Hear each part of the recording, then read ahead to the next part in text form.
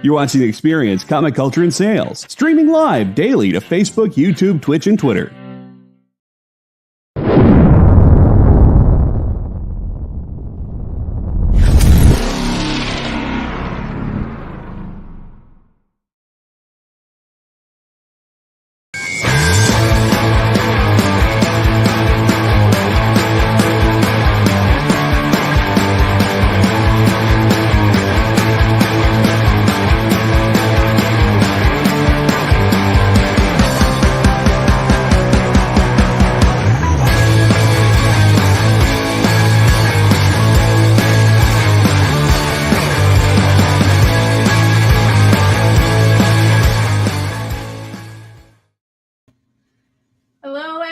Welcome to Minute to Skim It. It's me, Liam. I'm Shanice.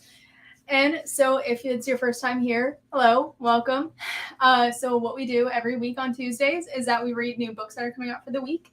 And we give you our reviews completely spoiler-free, unless I'm kind of dumb. Unless you try to. Unless I try to, and I just don't think of it. And we try to give you our opinions on if you should pick it up or not. Generally, it was a small week for us this week, though, and it's there's been a bunch of delays, so do not yell at your LCS. It's not just them. Everybody in the country has been dealing with it, so be patient with us. Be kind. We're working with what we got. So do you want to start it off? Yeah, so start it off. Start with Creepshow. Mm-hmm. Show number 1. And of course, if you're not familiar with it, it does come from an older movie that is a homage to the older EC comics from the 50s, and it's a interesting cycle, I guess, because the movie is based off of fictional EC type comics, and of course, this is a comic based off that comes from the movie, and there actually is a really solid television show on Shudder that's also Creepshow that I really do highly recommend. Now to the comic, I absolutely loved it. It was gross, it was funny, and it was scary, and that's all I need from Creepshow. I was very surprised to see that the writer for the second story was actually Paul Dini, and I didn't realize it till I was reading it, but it's very Dini. And hello, and it was such a blast to read. The creeper does tell you, but when you first start reading the issue, not to eat anything, and it makes sense with that first story. It really does make sense to that first story. You're not going to want to eat candy bars for a long time. Oh, it made me nauseous. Oh, it was a story. Yeah. It was good though. Mm-hmm. Yeah, it doesn't miss a beat. It hits the ground running, and there's just so much that I just loved about it. Like, of course, besides story, but the artwork, it was Creepshow was a Stephen King and George A. Romero also worked on it as well. And if you love horror anthologies, of course, please check this out. Yeah. And I know Liam, he's also read it, so what are your take on it? I loved it. I thought it was perfectly like gory and grotesque, and that first story, the first story just stuck in my brain because there's a certain panel. It's the panel with the kid just before the very end. Oh my gosh. Oh, I was a bit nauseous, and then I saw the last panel, and I was like, I'm uncomfortable right now. In like the best of ways. I can't even remember the other stories. That one just stuck with me because I keep remembering it with Stuff of Nightmares. I just keep crossing them over because I read them right one after the other. I thought they were good though. Beautifully drawn, perfect. It all wraps up pretty well at the end because they're anthologies. I mean, they're different stories. But it wraps up really, really well at the end, and it works really well going into spooky season. Mm-hmm. Yeah, I did. One of our coworkers actually did mention, like, it's interesting that they wouldn't wait until October to release this, but it's like Liam said, like, getting us ready into spooky season. This is Creepshow and Stuff of Nightmares. It was a perfect time to release it. I'm definitely gonna reread it again, and I'm looking forward to the upcoming issues. It it's something that I really need to read. I really like this a lot. It was if you have like an itch for like the old school EC comics, definitely do pick this up this week. It was a blast. And it scratches that itch of Tales from the Crypt Keeper. It definitely scratches that. It works so perfectly. And same with it's not a Tales from the Dark Side. It definitely worked with that too. So I didn't get a chance to read that one, unfortunately, but I've heard it's really good. Neither have I. I've been meaning to pick it up though, because I've heard it's fantastic. Yeah, this one is just it's good. Yeah, it's good. It scratches that itch. It's perfect. Perfect. I'm really glad that you have it in your plot box. I'm proud of you for that. It's a good book. I'm definitely gonna keep reading it. That's for sure. I definitely do recommend, if you love horror, this is one of the better horror books I've read in a while. Oh, yeah. And I had like really high expectations for it because I watched Creepshow like as a kid, which you should. I feel like that's what you should totally watch as a kid. Get that a little bit of trauma in you, but it was just so fun. It's just immediately just brought me back to how I felt watching a movie for the first time, and watching the show now. So it's I can't talk about it. It's perfect. Right. Well, then I'll just knock stuff from Nightmares out. I'll just knock out the stuff that we both read. So, this is R.L. Stine's Stuff of Nightmares. If you didn't know, R.L. Stine does not only write children's books, he also writes adult novels, which a lot of people also don't know that. And his adult stuff is out there. It's borderline like Stephen King level. It's creepy. It's really good. This story, I loved it. I thought it was really good.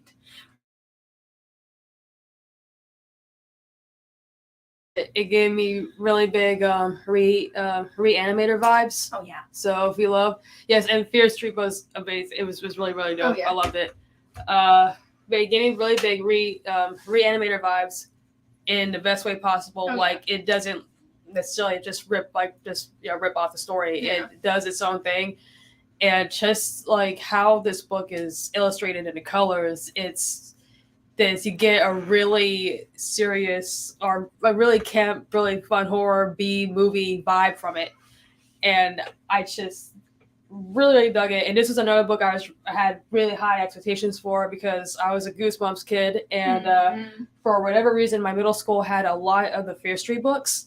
So, and they definitely were not age appropriate, but I'm not gonna look a good horse in the mouth. But what I really do dig about this, the cover is very, very graphic and very, very gory, but it's a really good teen horror. Like I would say, if you're like a teenager, like 16 and up, it's totally fine. I would not get this for your kids. I know there's going to be somebody who's like, oh, well, he wrote Goosebumps. It's not. It is definitely teenagers and up. Yeah, like there's bits in it. Like there's an entire like 2 pages that is just gore. And it's interesting, like, it's gore, but it's not super explicit. Yeah, it's tasteful. Right, it happens off screen, but it's just enough to make you go, like, ugh. Like this is...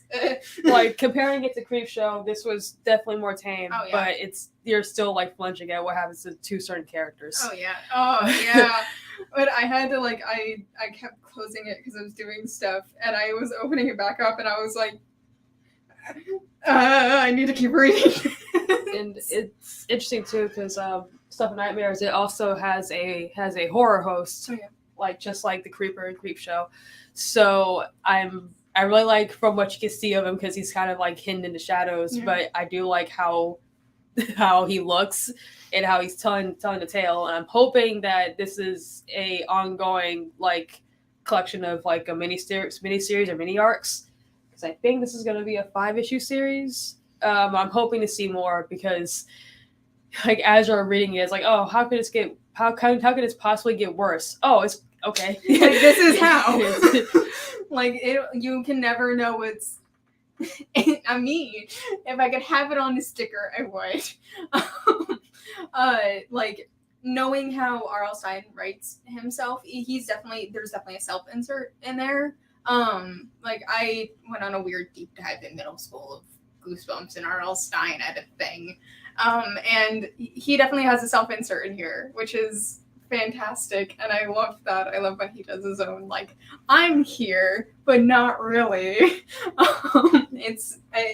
Definitely, if you grew up reading the Goosebumps books and then later Horrorland and then Fear Street, because that was my general timeline, because middle school didn't even have Fear Street. It was my local public library, and it is beautiful. So pick it up, especially with Halloween coming in. And definitely would recommend, because I looked up more into it to see what other people thought, and apparently it's going into a second printing, and its issue hasn't even come out yet. It's really telling like how much hype and buzz this book is getting. I would honestly think it's a toss up between Stuff and Nightmares and Creepshow is my favorite one this week, because they were both so fun. They both approach horror in two different ways, but they're also has a lot of similarities. And I think both of them definitely acknowledge the fact that those two things have transcended different generations. Like younger people that are like younger than both of us have grown up reading like the Goosebumps books and grown up like knowing Creepshow and all the stuff generalized with that came out during the 90s. And then we grew up reading Goosebumps and watching the show and everything. And then my sister's going to definitely show my nephews whenever they're old enough Goosebumps for sure. It's definitely, you can definitely tell it's transcending the generations. And they also understand that the adults that read that are now adults now. And you can definitely feel that with both of these books. I loved it. I love nostalgia. That's my thing. Okay. What's next for you that we both didn't read? So I think these are ones they both read. Yep. Yeah. So I guess because we both read 3 books that we didn't read. Gotcha. So I guess I'll go with Exterminators, number 1. So this was a lot of fun, more fun than I was expecting. So the premise is, oh my gosh. So Dazzler, she gets dumped.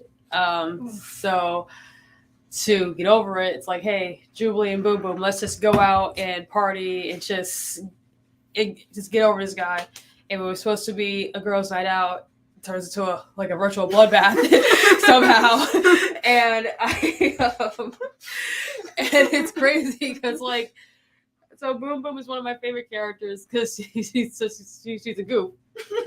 And it's fun seeing these characters interact with each other, and the fact that it is pointed out in the book, like, hey, our powers make things explode. So let's see what happens when we drink a lot and we're obviously upset about a situation. This can only go right. I mean, there's no way this can possibly go wrong.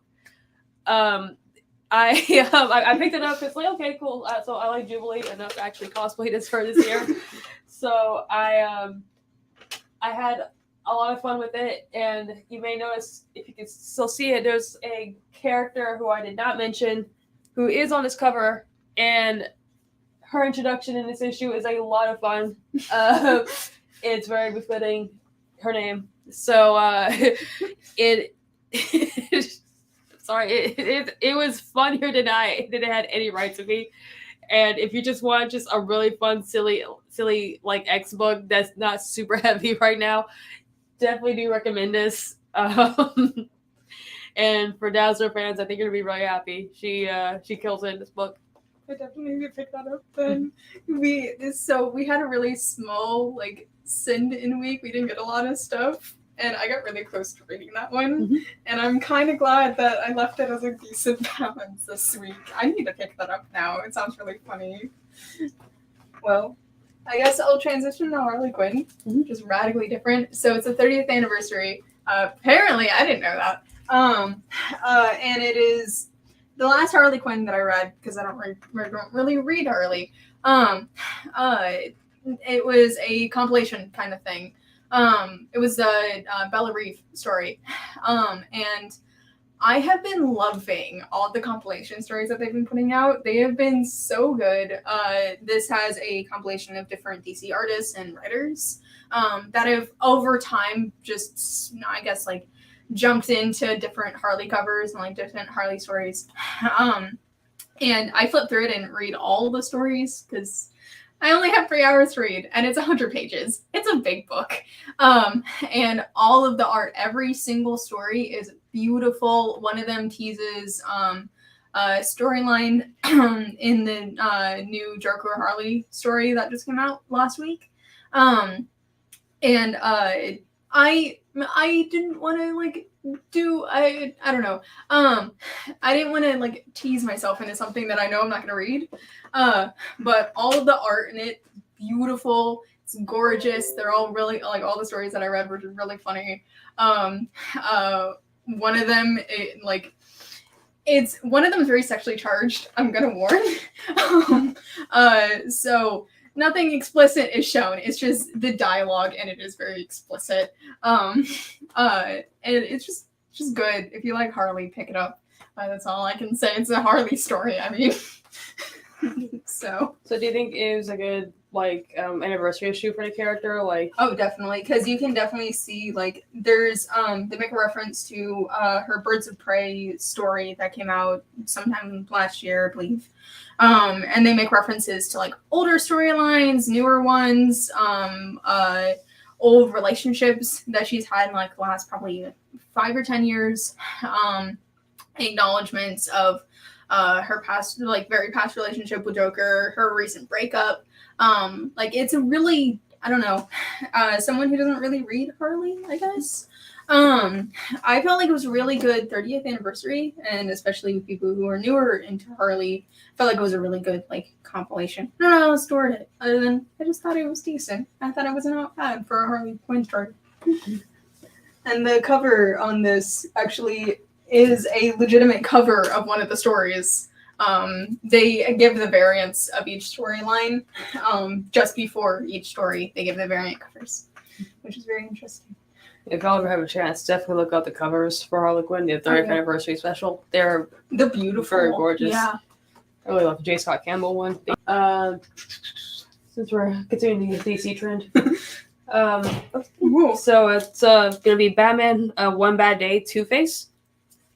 So, really looking forward to this one because I really, really liked the Riddler one shot that came out a couple weeks back. And with this one, I was excited to see okay, so this is going to follow Two-Face, and obviously, Harvey Dent and Bruce Wayne, they do have history together.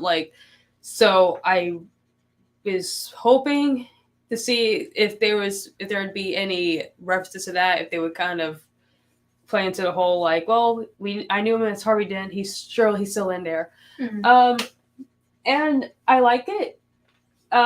But not as much as the Riddler one. And that was in that issue, it really did set a really high bar. So I know the upcoming One Bad Day issues are gonna have a pretty tough time kind of matching the energy of that book. Mm-hmm.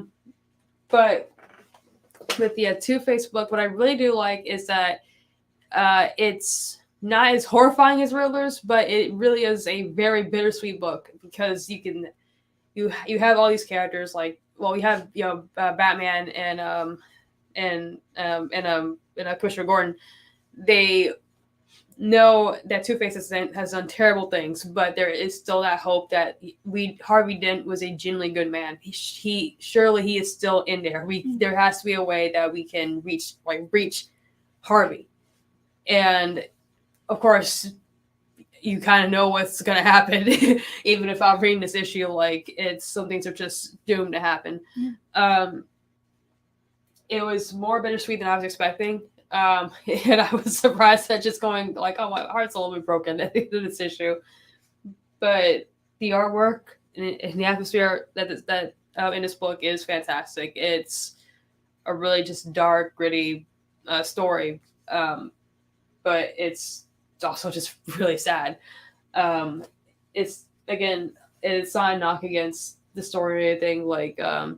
You can't help but to compare it to the Riddler book. Mm-hmm. And it's not as good, but it still does its own thing, which I did like.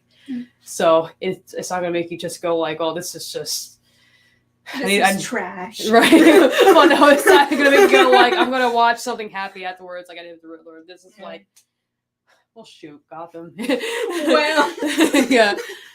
That's all I can feel. That's all I can think about this book. It was just a very, very bittersweet book. If you like Harvey Dent, if you're a super massive fan of the character, you're not really missing anything. if you decide to skip it. But if you want to kind of get into, if you're newer to the character, kind of want to get it's like his headspace, just kind of just if you want to know more of the character, then yeah, definitely do pick this up. But if you're not like a hardcore like Two-Face fan, yeah, I mean if you are a hardcore Two-Face fan, you can honestly skip it. But if you're just new to comics, like oh Two-Face looks cool, then yeah, definitely pick this up. It is new reader friendly, which is always good, especially with all these books. Oh yeah. So with all the like crossover storylines that are going on right now, with the massive like all that war right now going on with DC versus vampires, like there's so much going on within the DC universe right now. There's some stuff is not like beginner friendly, and some stuff's not like new reader friendly, which is nice to know that this is. It's actually refreshing. Right. It's just like it's an interesting book because it's like I didn't love it, but I didn't like absolutely hate it. There was like one, there's like, and that's what makes it a little bit frustrating. It's like there was one subplot with Harvey and another character. I really wish they had like just went deeper into instead of just surface level, because this is like essentially the main conflict of this book, but they don't, and it's like, well, okay, fine, whatever. Well, I guess we're here now. Yeah, pretty much. I guess we're here. Flip a coin.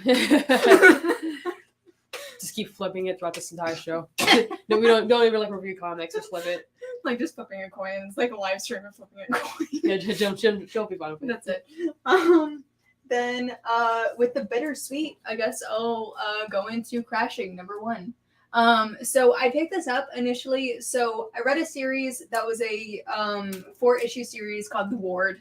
I initially started on here, and then I got super behind because we got really behind on getting the comic in. And I feel like I shouldn't have gone in with that expectation that it was going to be the same as The Ward. Which I'm glad that it subverted my expectations because it came out really well. I will mention there is just content warning. There is discussions about drug abuse and long battles of sobriety and then relapsing on your sobriety as a recovering alcoholic. It gets rough. I sympathize with the main character a lot. And it's just so it's hard to explain it without spoiling anything because it's really good. Superpower people are essentially, it's hard to explain without spoiling anything, but they're a minority race essentially.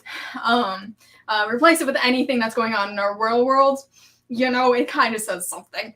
And it's really good, and it touches on medication abuse within nurses in the hospital industry, which is never really talked about, and corrupt politicians, and how some people in the healthcare field are kind of stuck with the corrupt politician. Essentially, the main character is a nurse in a hospital, and 2 people get brought in that are ODing, and it's a superhero book. I mean, you can go from there. But like I said, content warning, there is discussions and shown of drug abuse and relapsing on said drugs. So just that warning out there. But it's beautiful. The art in it is gorgeous. The storyline is so well done. You can definitely change it with a lot of stuff that's going on right now in the state of the US. It's really good. I enjoyed it thoroughly. It's nothing like The Ward, which I'm so glad about. So that's all I got to say on that. All right, and my final book is going to be Edge of Spider-Verse #4. And I'm not going to tell y'all a story, but I read it because of Spider-Mobile. And I went in for Spider-Mobile. I left really liking was it Spencer's character, who was essentially a Disney princess with a Spider-Man twist, and it works. No, it really does work. Like I wish I'd gotten the other cover that has the character on it, but her character design, it's gorgeous. So legit think of like the Disney Renaissance films, but But like a Spider-Man twist. Oh my god. And it's great because her love interest, his name is Mary James Watson. Oh my gosh. And it's great. I don't want to spoil too much about that storyline because it's like It sounds ridiculous, but I love it. but it works. He's like a bard. It's great. And there is some really fun twists on very familiar characters in that story, like with all of these, of course. But that one was my absolute favorite. The Spider-Mobile one was a lot of fun. So if you really like cars, you're really gonna like that one. The Spider-Ham, that was a really funny one. There's an introduction of a new character, and it's super meta. There's a part where it says first appearance, this issue that you're holding right now.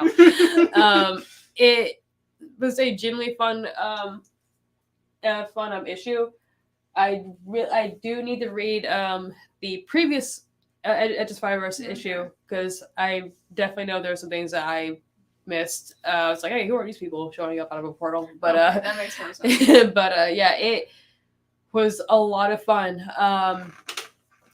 And I feel like I've been saying that for a lot of these books this week. But genuinely, like it's a enjoyable issue. That's all I really want a comic nowadays. That I enjoy it. Is it worth my $4.99 or $3.99? It absolutely was cool. But yeah, Spinstress, I really hope to see more of her in other books. Like I don't think it'll be like a Spider-Gwen situation, but if it did happen, that'd be great. And I know I won't argue with it. But... and a lot of like cosplayers, I know they're gonna like have a blast about it. Right. But yeah, definitely look up her character while you're watching our show. Like watch our show and then on the side just Google what she looks like because it's really cool. Like don't stop watching our show. We need the views. And that was a Sun Spider. It was a lot of fun. So this is a character here, and it's a really interesting case of how they use their crutches, spider abilities. Yeah, with their with their crutches. That is a character that story. It was good, but I do want to read reviewers who may have more knowledge about the disease that this character has before I really say anything about it. Because there's some parts where I was like, well. Okay, then it's not so much like with the medical issues. It was just some of the dialogue is like, is this really accurate? But I don't know. So it's definitely one of those things like, let me look up someone who actually has more knowledge about it before I even say anything. Mm-hmm. So, but that really is an interesting character, and how they use their powers is so cool. It's like I'm just gonna dislocate my arm and get through it. Yeah, it once you. I'll show you what the disease is, but it actually really is dope, and it's interesting twists on Spider-Man's mobility in this. That's actually really cool. Mm-hmm. I've been meaning to start that, but with everything, so much Spider-Man, so much has been coming out, and I'm so behind. I'm like a year behind on Spider-Man content, but I'm excited to start this series. Hey, Shanice, I have a question for you. Yes? Is that the cover you're talking about? Yes. I really like it a lot. Beautiful. Oh my gosh. People are going to be cosplaying her all next con season. And the best part is that's not even like it's like final form, like costume-wise. So that you already know that people are going to be coming with transforming dresses to the next con season that comes around. We already know this. I heard you talking about it. I had to look it up so I could show it. So thank you. We love you, Jay. Thank you. Thank you, Jay. Praise. So my last comic is Deadliest Bouquet, issue number 2. Hello. So I read this first issue on Minute To Skim It when it first came out, which is where I've read most of the number 2s. And it's so good. So generally the storyline is these 3 girls who are named after flowers because her mom owns a flower shop. Just dies. She's shot, and the daughter who was in the flower shop with the mom was not in the room when she was shot. So nobody knows who killed her. And so in order to do investigations on all the sisters, it's 3 sisters that are named after flowers. They have to come into town and help with the investigation and help with like all the closing proceedings and the business and all that stuff. Because she dies in the flower shop. And everybody's a suspect because nobody knows who killed her. And apparently at some point, all the girls had a vendetta against their mom because of how she treated them when they were being raised. So ends the issue with everybody ending for the night and going their own separate ways.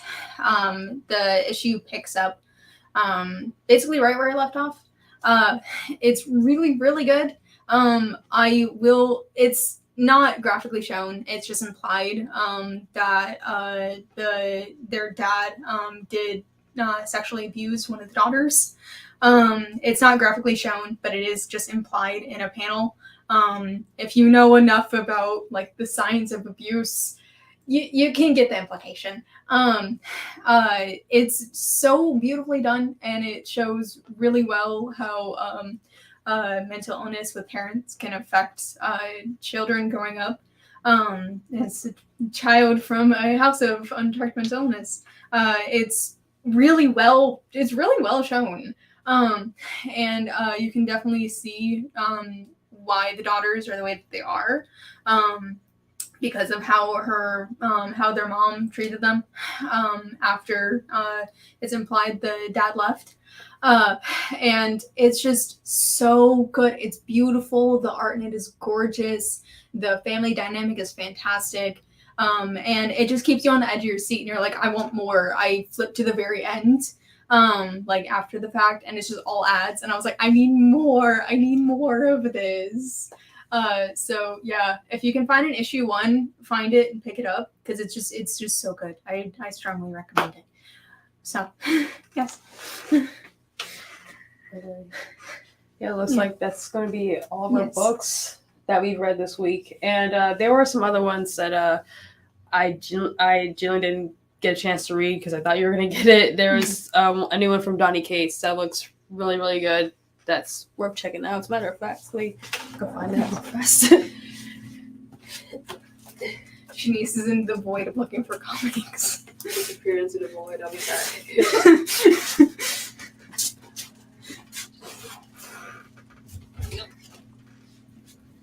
While she's doing that, let me. Ooh. I actually thought that you were going to read that, so I didn't grab it. So, unfortunately, we did not grab it, so that was our bad. Yeah. But it is Donny Cates, and it's Ryan Stegman, so there's no way this book can be less than amazing. Oh, yeah. So, also going to just add that. Like, we didn't read it, but we know it's good. 10 out of 10 automatically. I heard that because it got delayed for like 2 weeks. And I was like, is it ever going to come out? Is it ever coming? And then it just appeared on like the invoice list. And I was like, oh, I guess we're finally getting it in. I didn't even know it was being released this week. I thought it was coming out like next month. So then we both need to read that at some point this week. So then I guess that is the end of our show. Because we have nothing else to talk about. So, I guess I've been Liam. Shanice. Have a good rest of your day, guys. Bye.